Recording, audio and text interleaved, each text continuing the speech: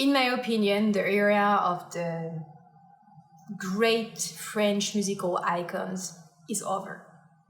I don't see anyone in our time that can be compared to those geniuses.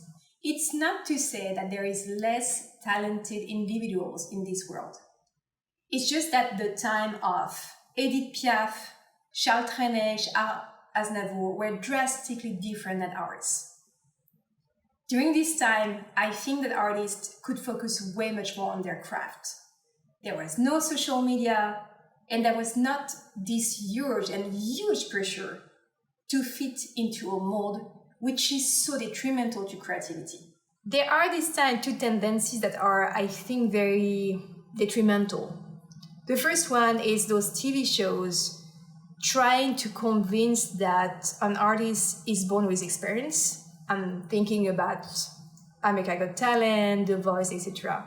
And the other tendency is for artists to try by any forces they have to sound like other artists. Piaf, Trenet, Brel became stars because they dedicated decades on their art and they never wanted to sound like anybody else. This era is gone.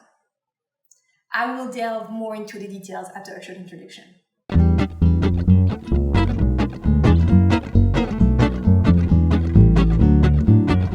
Hi, my name is Margot and I'm a performer in New York City. If you like big dream comes true story or living about stories, this channel is for you. Make sure to subscribe, hit the bell button and enjoy the video. To provide some historical content, the first influence of the British pop gave birth to the Yeye movement in France. And there's a shift there, where labels were taking individuals, still talented, but created them artists from scratch, instead of finding talents to be developed. Through this period of time, some composers make some exception though, as Serge Gainsbourg and Michel Berger, who wrote a lot for other people and made a lot of artists. However, subsequent generations seem to continuously copying with so much inspiration that it led to imitation. In terms of honoring our classics, two singer-songwriters are doing this absolutely perfectly. I'm thinking about Benjamin Biolay and Mathieu Chédid. But don't look too far. There is one artist who was the greatest choice in the business at this time. Her name is Vanessa Paradis.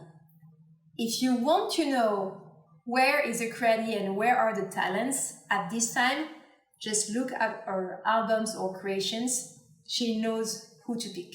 I also have a soft spot for humble and modest artists such as Jeanne Chéral and Pauline Croze. They are sublime songwriters and lyricists. They have a great sense of wittiness and poetry. And they have a huge talent to co-create with fine and strong arrangers and composers. These are the references I would like to share so far. Have I forgot to mention something very important you would like to add in the comment section below? Please do. In the next episode, I will share my selection of classical French music that seems to be sadly underrepresented outside of France. Stay tuned, à bientôt. Mwah.